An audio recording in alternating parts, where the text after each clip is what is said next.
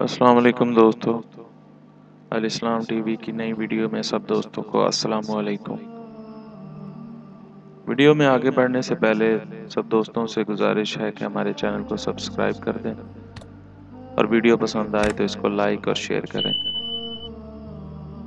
تاکہ الاسلام کی آنے والی تمام ویڈیو آپ تک باقاعدگی سے پہنچ سکیں۔ دوستو، ایک بادشاہ تھا جس کا ارادہ اپنی مملکت کی زمین کی سیر کا اور حال دیکھنے کا ہوا۔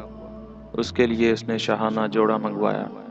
ایک جوڑا لایا گیا، وہ پسند نہ آیا۔ دوسرا منگایا گیا۔ بار بار کے بعد نہایت پسندیدہ جوڑا پہن کر سواری منگوائی گئی۔ ایک عمدہ گھوڑا لایا گیا، پسند نہ آیا، اس کو واپس کر کے دوسرا پھر تیسرا منگایا گیا۔ جب وہ بھی پسند نہ آیا تو سب گھوڑے سامنے لائے گئے۔ ان میں سے بہترین گھوڑا پسند کر کے سوار ہوا، نہایت تکبر سے سوار ہوا۔ تمام خدام، فوج، پیادہ ساتھ چلے، مگر بڑائی اور تکبر سے بادشاہ ان کی طرف دیکھنا بھی گوارا نہ کرتا تھا۔ راستے میں چلتے چلتے ایک شخص نہایت خستہ حال پرانے کپڑوں میں ملا۔ اس نے سلام کیا، بادشاہ نے جواب بھی نہ دیا۔ اس خستہ حال نے گھوڑے کی لگام پکڑ لی۔ بادشاہ نے اس کو ڈانٹا کہ لگام چھوڑ، اتنی بڑی جرت کرتا ہے۔ اس نے کہا، مجھے تجھ سے ایک کام ہے۔ بادشاہ نے کہا، اچھا صبر کر، جب میں سواری سے اتروں گا اس وقت کہہ لینا۔ اس نے کہا، نہیں، ابھی کہنا ہے۔ یہ کہہ کر زبردستی لگام چھین لی۔ بادشاہ نے کہا، کہہ۔ اس نے کہا، بہت راز کی بات ہے، کان میں کہنی ہے۔ بادشاہ نے کان اس کے قریب کر دیا۔ اس نے کہا، میں ملک الموت ہوں، تیری جان لینا ہے۔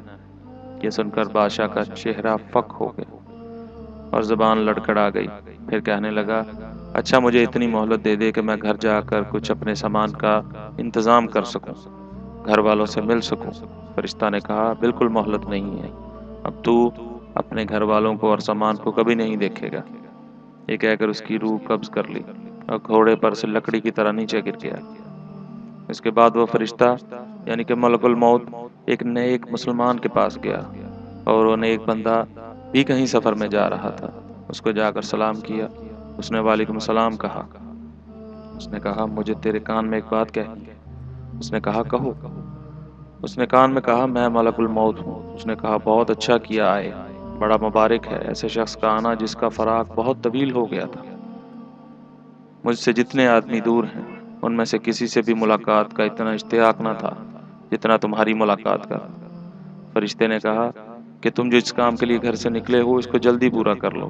اس نے کہا، مجھے حق تعالی شانہ سے ملنے سے زیادہ محبوب کوئی کام نہیں ہے۔ فرشتے نے کہا کہ تم جس حالت پر مرنا اپنے لیے پسند کرتے ہو میں اسی حالت میں جان قبض کروں گا۔ اس شخص نے کہا، تمہیں اس کا اختیار ہے۔ فرشتے نے کہا، مجھے یہی حکم دیا گیا ہے کہ تمہاری خوشی کا اتباع کروں۔ اس شخص نے کہا، اچھا تو مجھے وضو کر کے نماز پڑھنے دو، اور جب میں سجدے میں جاؤں تو میری روح قبض کر لینا۔ چنانچہ اس نے نماز شروع کی اور سجدہ میں اس کی روح قبض کی گئی۔ دوستو، ریاکاری اور تکبر اللہ تعالیٰ کو سخت ناپسند ہے۔ اللہ تعالیٰ سے دعا ہے کہ ہمیں اس سے بچنے کی توفیق دے اور ہمیں ہدایت کے راستے پہ چلائے اور نیک اعمال کرنے کی توفیق دے۔